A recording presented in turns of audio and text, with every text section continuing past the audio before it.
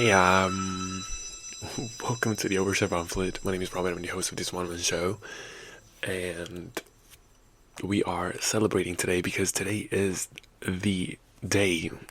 Indeed, we are finally talking about the long-awaited return of the one and only Lady Gaga. So, today I will be going into the full album that she just released on Friday, Mayhem, and that is going to be sort of like my initial thoughts slash mini review, I guess. As usual with all these type of episodes, the fair disclaimer is that I haven't really had time to sit with the project for a long time, of course, so I cannot really give you my final thoughts on the album, of course, but it's sort of like a first impression and what really, I guess, like, got me on a chokehold about this album. And spoiler alert, there's a lot to talk about and there's a lot to praise here because this is probably one of the best releases, well, so far of the year, I guess, but also in general by Lady Gaga, period. Like, she just is back on her,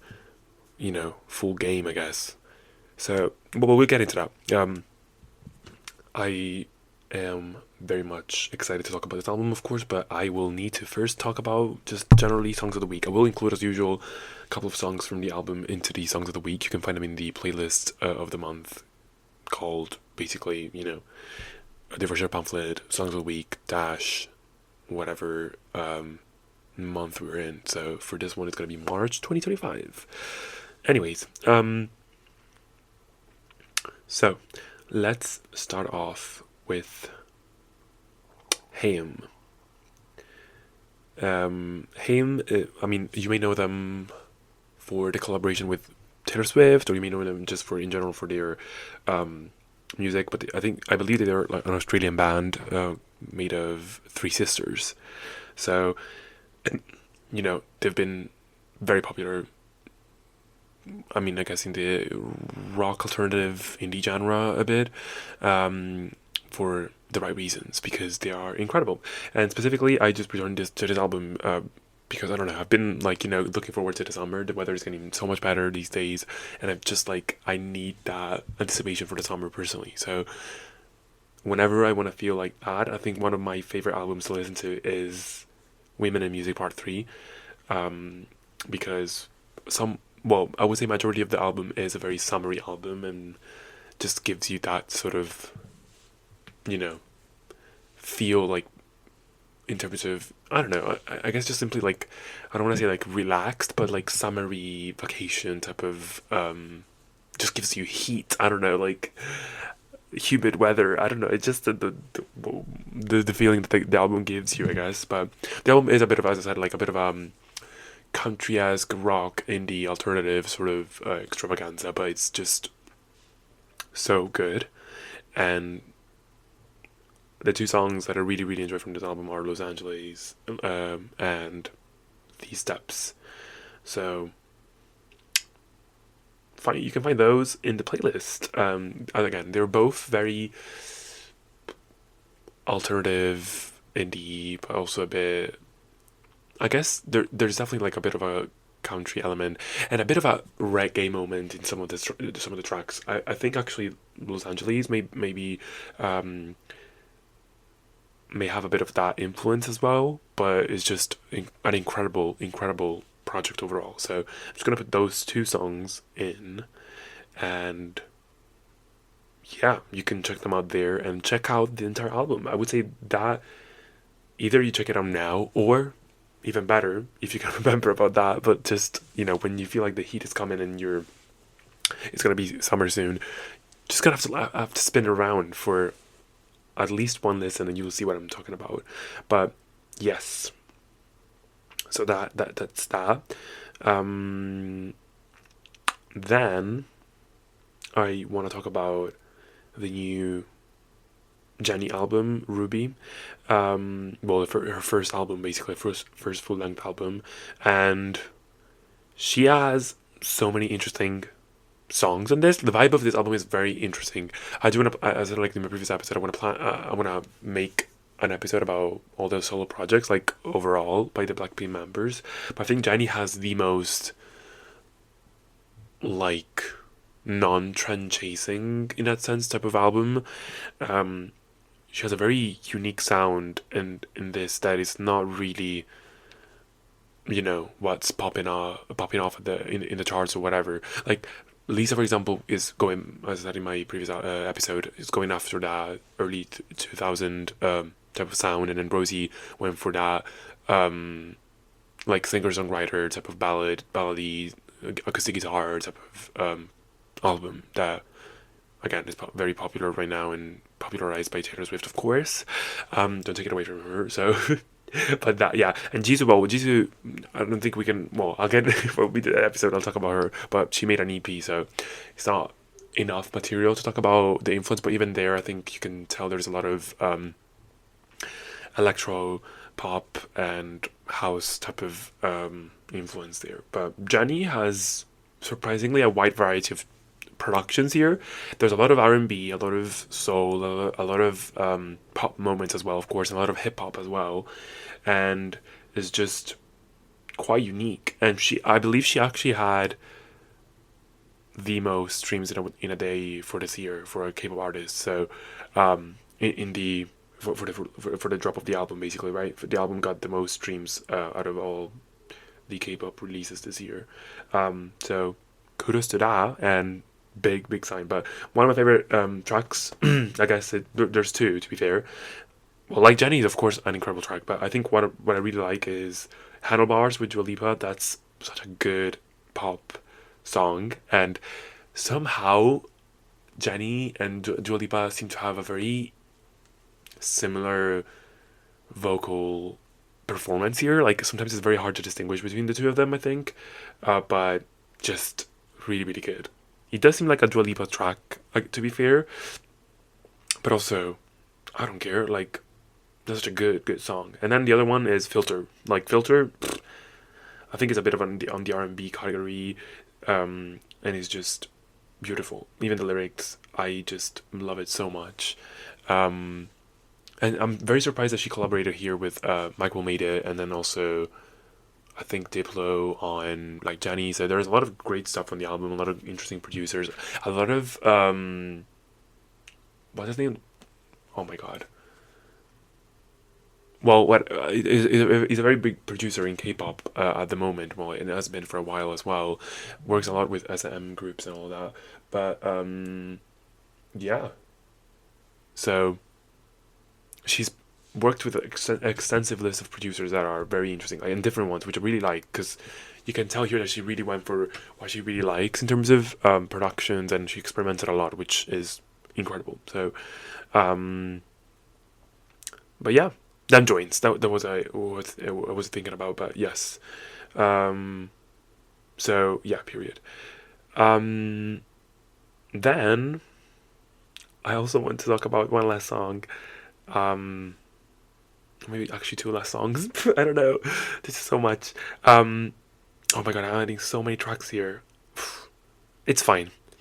Dog and Close Off. So Dog by Charlotte Lawrence and Close Off by Alexia. Dog is.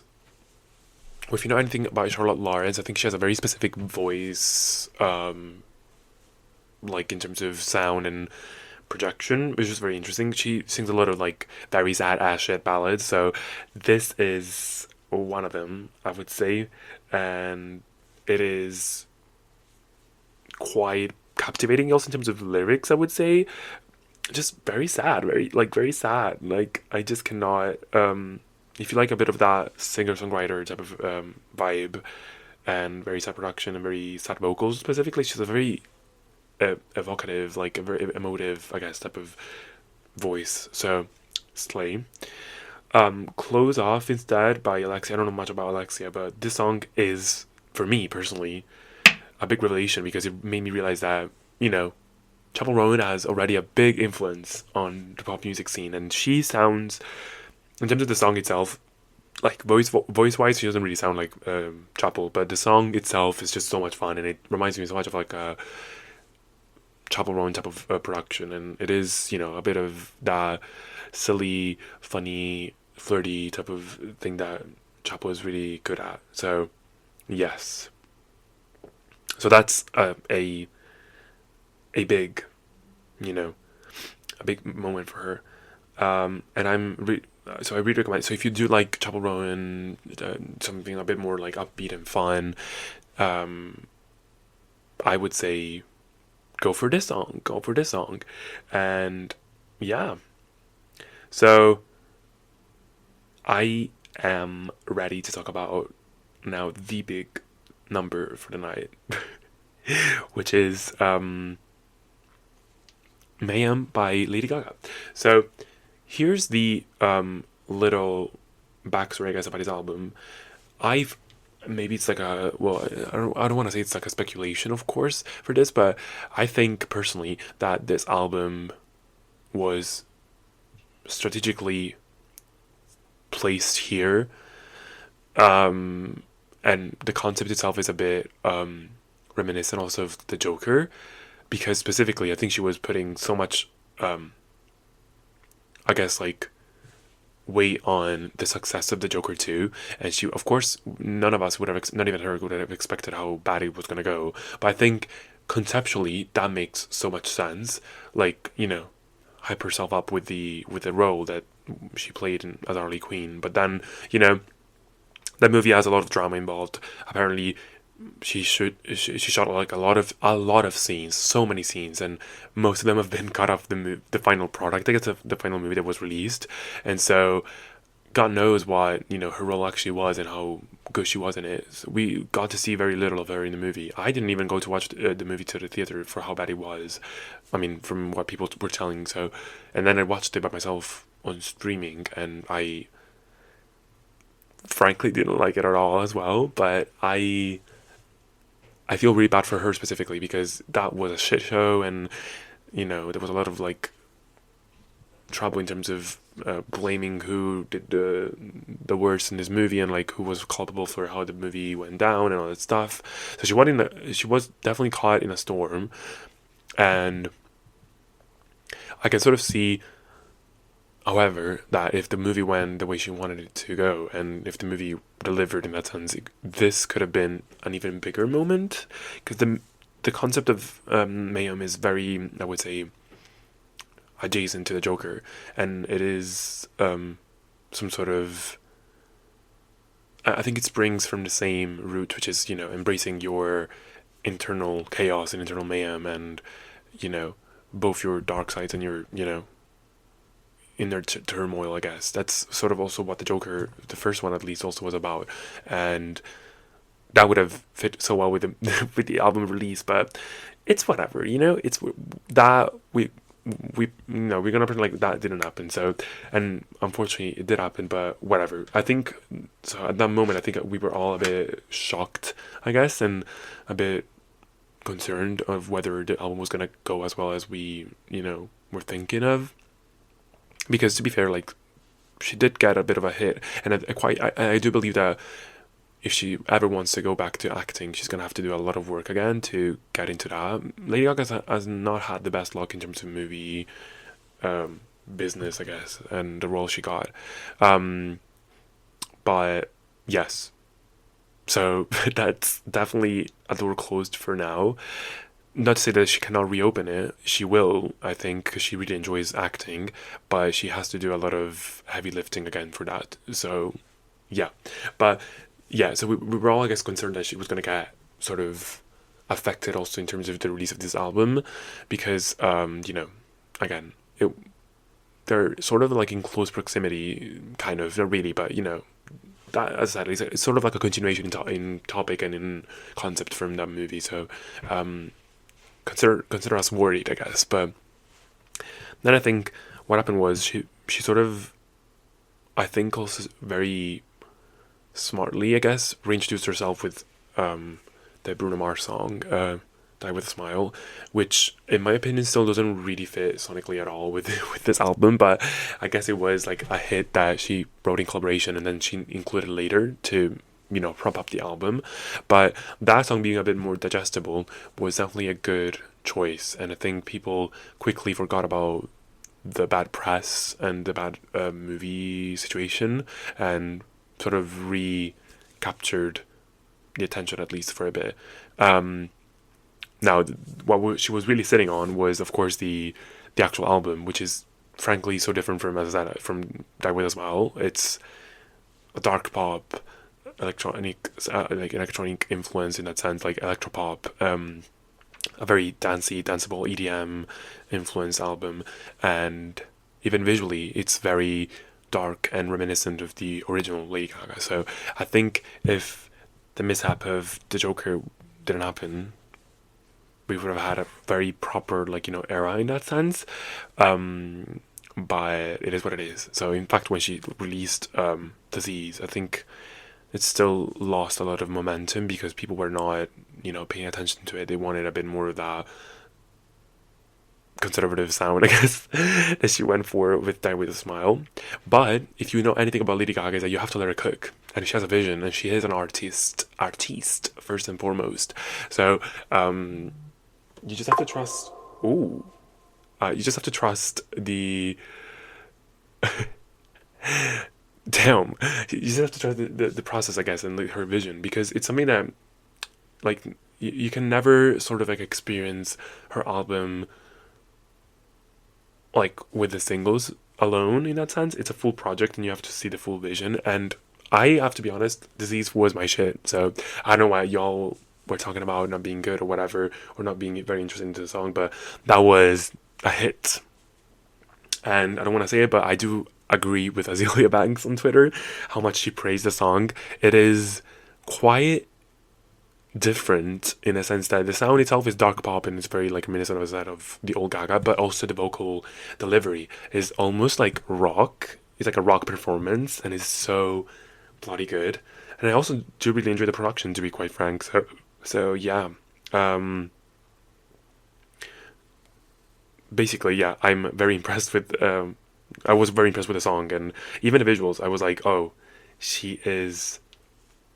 She's back. She's back with her, you know, performance, theatrical, weird sort of production. Because she's a weird artist. Like, she's supposed to unsettle you. That's the main point about Lady Gaga. That's her main forte, I would say. The theatricalness, of course, but also the weird shit that she does in the videos and in the songs and everything else. And that was it. Like, I feel like with Chromatica, I think it was still a bit of a safe bat in that sense in terms of singles and everything. They were not as left leaning, experimentally, or not experimental, but weird, campy as much as they could be. They were still camp, don't get me wrong, because it is Lady Gaga, but she wasn't giving us the full moment that we were, waiting for. But anyways, so yeah, Disease came out. It wasn't really much of a hit in that sense, even though it did benefit from then the second release and people started paying attention to it again. But Disease was the real moment. Abracadabra was the real moment where we all, I guess, were tuning in, and the attention span was brought up for the album as well. So I think also the very good marketing move, I guess, there was to release the video at the Grammys, in between the Grammys, like as an ad. People were tuned in for the Grammys this year, and I think everyone was sort of like on the lookout to see what one of the big it girls in the pop sphere, I guess, was going to do, and she delivered. She was sitting on this, and this was the moment. And again, I talked about it ad nauseum in the other episodes, but that video just is perfection, and the song is also perfection. It's again very dark, but also very housey and disco influenced, but also EDM. So I think we were, with the second offering, we were sort of getting the vibe that it was going to be offered to us, and not complaining, because I think actually that's pretty much spot on. And she did have many interviews. I did watch also specifically the latest one with Apple, I guess, like the Apple interview, Zach Lowe, I guess, and that was so good to just listen to the way she explained the album. Like, she literally sold us what she promised. Basically, she was saying that this was going to be a 90s like dark pop, electropop, dance type of influence, and it is that. Like, when I first listened to the album, I was like, oh, I see what, like, she really capture that. Like, she wasn't giving us false promises, like, Dua Lipa, for example. Oh, with that, like, Dua Lipa was saying that she was going to give us a massive attack or whatever in Future Nostalgia, and not Future Nostalgia. What was it? Training Season. Was that the album? Literally that album. I don't even know what is it called anymore because I never paid attention to it. But yes, Gaga delivered on their promises, and people were saying that the songs don't sound more like that with a smile. They're more adjacent to that, but I don't think that. I think they're actually more aligning with Disease specifically. There's a lot of rock, 90s rock influence. She did say in the Zach Lowe interview that she took a lot of inspiration from The Cure, the band, and also a lot of 90s songs that she grew up with. And you can definitely feel and hear the Michael Jackson influence, for example, here. There's a lot of that. There's a lot of also, I would say like it's in between the 90s and the 2000s because there's a lot of like also early 2000 production, but more like in the EDM sphere that she already did back in the days. So I am so impressed with this. But again, it's sort of like a return to form in the best possible way because I think she really recaptured that hunger that she had when she was first up and coming, and also the vibe that she was providing. But I think also at the same time, it's like it is reminiscent of that, but it's also reminiscent of something different. It's like it's giving you a bit of a fresh. It's like a refreshed sort of sound that was already done by her, but it doesn't sound dated. It doesn't sound like reheated like the nachos she was talking about. It's just good, and original, and a good change of pace, I guess, for the music scene. I'm glad that it's not too much heavily influenced by the 80s disco moment, even though there are some moments in here that sound very 80s as well. But I think overall it's more like on the 90s production, like a very grungy, dark feeling in that sense. And you can definitely, as I said, hear the Michael Jackson influence on a lot of the tracks, and that is incredible. So yeah, and also she collaborated with a lot of producers that she wanted to work with for ages, and I'm very glad about that. She only has one collaboration, which is very important to her because it is the one and only Gay Stein. So that's incredible. But yeah, I want to go maybe through some of the moments, I guess, on the album to sort of highlight the main themes. Mayhem, as she explained it, is supposed to be sort of like an album about, like, as I said, internal turmoil and grappling with your own inner chaos in that sense. And I can definitely see that in like Perfect Celebrity, for example, or Killa, Zombie Boy, like a lot of these things. How Bad Do You Want Me? Like it's a very desperate track as well. There's a lot of that, but I think overall it's like most of the songs are very actually romantic and romantic, but it's a lot about love and all that. So that's definitely one of the main themes. But there's also like a lot of self-reflection here and a lot of meta commentary on like being a celebrity, of course, with Perfect Celebrity, and maybe even like The Beast and all that. But yeah, overall it's like a very cohesive sounding album, very upbeat overall, even though the last 3 songs are all ballads, but everything else is just pretty much upbeat, up-tempo dance, and break your fucking neck, basically. All the songs are over 3 minutes, which I really appreciate as well. And they don't even sound like they're dragging on. Like, every single piece of the song really makes sense. And I'm very, very impressed with the melodies played here. There's a lot of attention paid, I guess, to the melodical sound and the catchy hooks, which, as you may know, I'm a very big fan of, and that makes or breaks, I think, a pop song. So that is incredible. I am so impressed. But yes, so she opens up the album with like Disease and Abracadabra. Disease is already, as that sort of like it does tie very well with the theme of very internal turmoil about love in that sense. So that was the first offering properly from Mayhem. So that it was already something.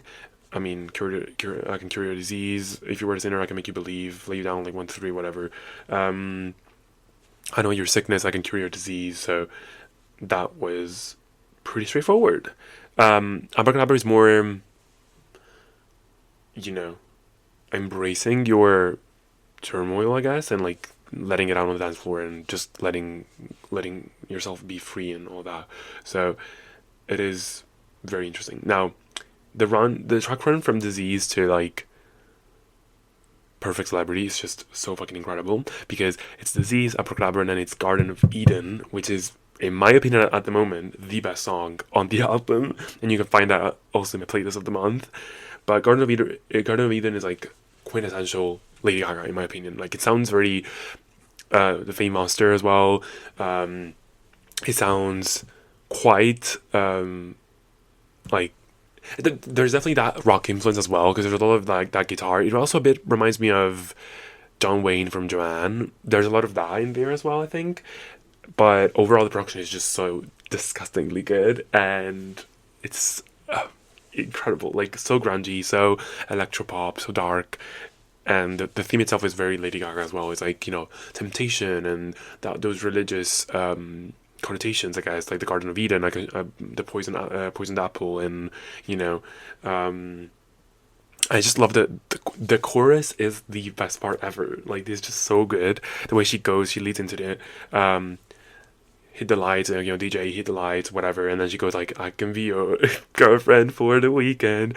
You can be my boyfriend for the night. It's just so good. And then she's like, my excuse to make a bad decision, body's getting closer under the lights. Like, it's just, about giving into temptation and just embracing, this sort of dark side of yourself. And it is in the same vein as Disease as well, I guess. So, period. And it's just so good, so good.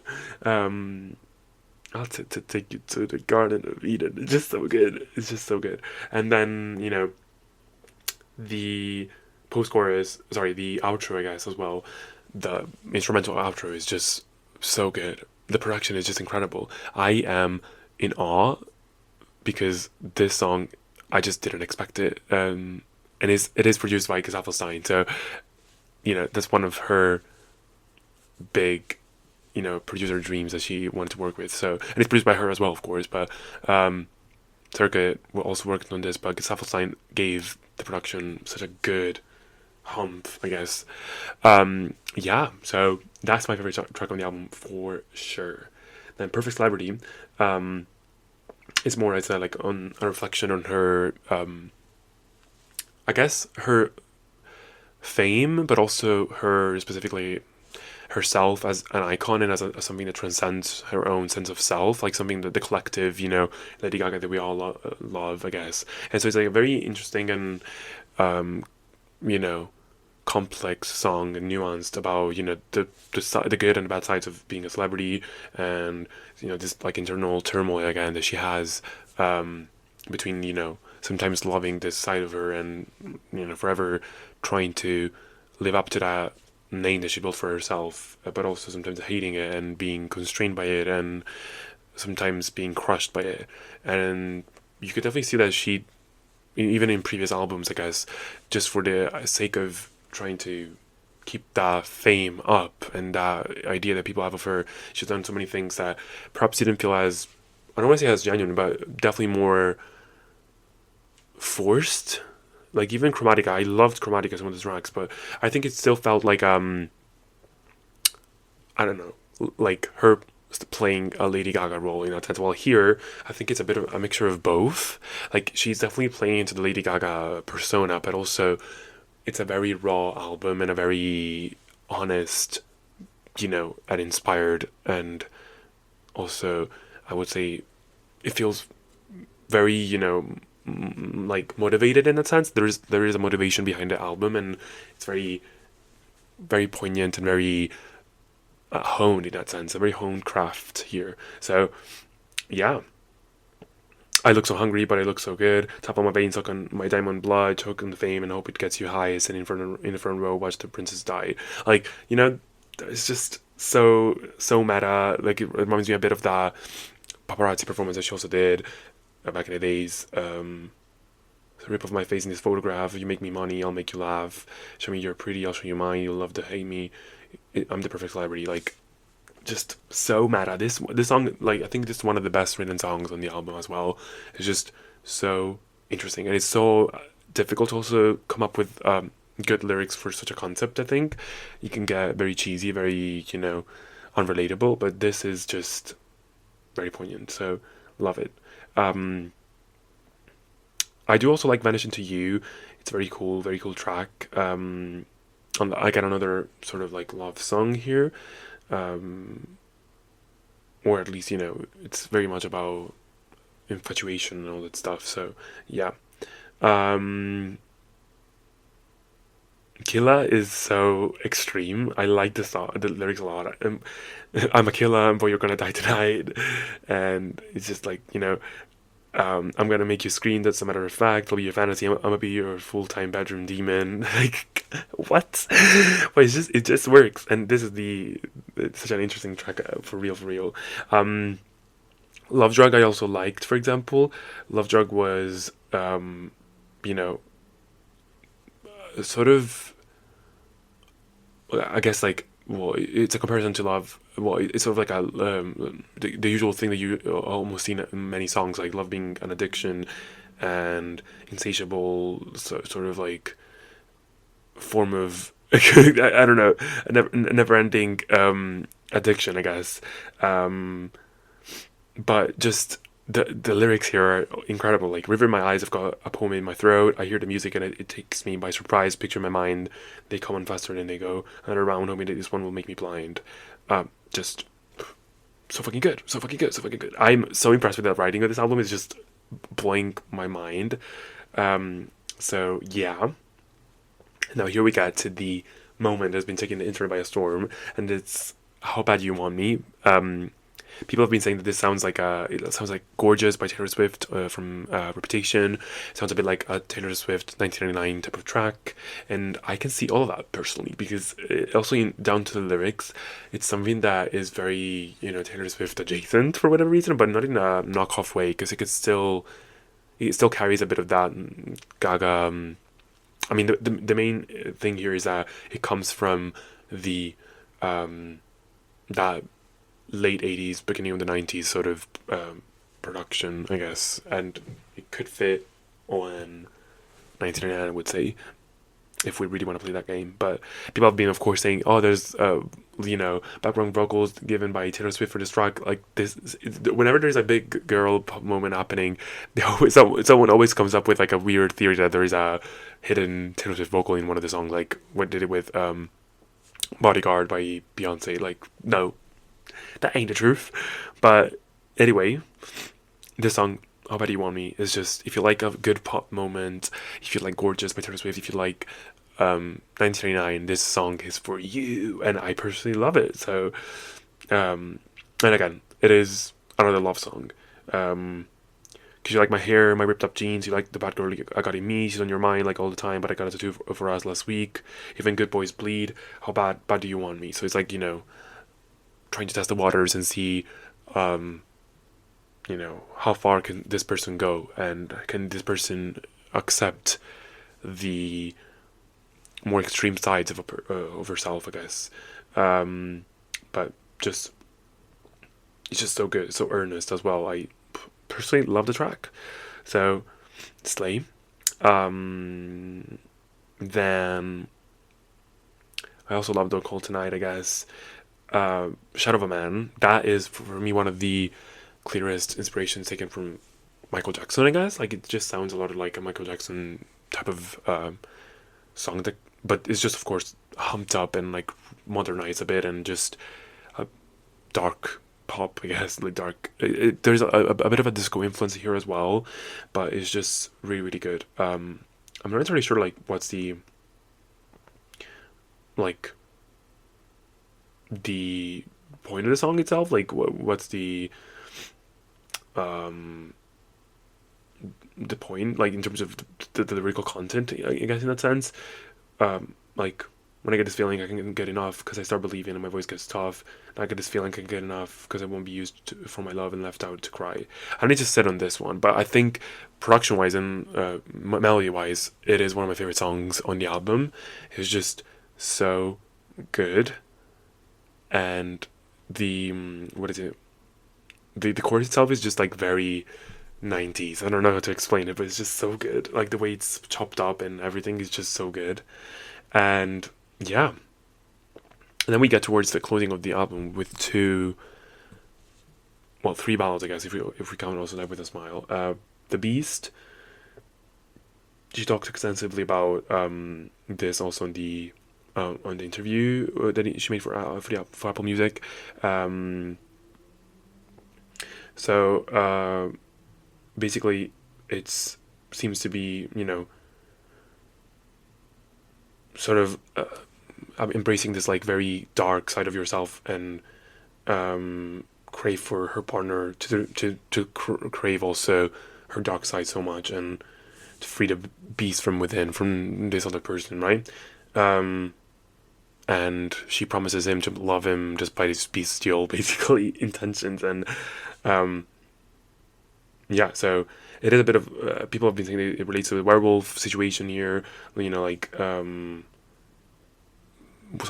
want to see something like the real side of you, like the real hidden part of you, and all that stuff. Very compelling. It's a bit of a ballad type of track.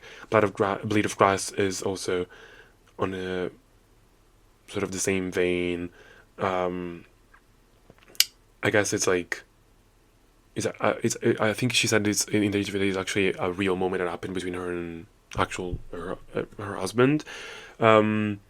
Like how she said basically she would marry him even with like a blade of grass, basically, like just go to the backyard, pick a blade of grass and like wrap it around my finger and I'll marry you, basically. So yeah, that's very cute and very very special, I guess, for her as well as a song. It's a very cute like ballad song, and it does weirdly enough also still feel part of the album, I would say. So it works pretty well. I would have ended the album here, to be fair. That Way a Smile is a great great track in general, but I don't think sonically it fits. And even to be fair, like I don't think it fits lyrically. It is a love song, of course, as I said. Like this album is about love as well, but there's no danger, no dark side to this sort of like even Blade of Glass is a bit of Blade of Grass is a love song and a ballad on a more sweeter side, but there's still that sense of like danger and confusion and chaos in it. While That With a Smile is more like a classic profession of love, I guess. So, but yeah, I understand why she put it there, because it was a good prop up for the album, and it gives the album more numbers, I guess. So slay for that. But yeah, this album was incredible. I would say, like, I'm gonna sit of course on it a bit more, but I think this has potential to be one of the best albums of the year already. So I'm excited. We're finally, things are moving. It's been 2 months of absolutely nothing, and then we got the Blackpink girls feeding us, thankfully, and then Tate McRae as well, and now finally we have a big pop moment again. So catch me listening to Garden of Eden on repeat forever. So period. Yeah. So hope you guys have a nice week ahead of you, and listen to this album and just eat. I'm gonna go watch Sabrina Carpenter tonight. So Sabrina Carpenter better serve. I think she will anyways, but I'm so excited. So I'll report on that next episode. Bye.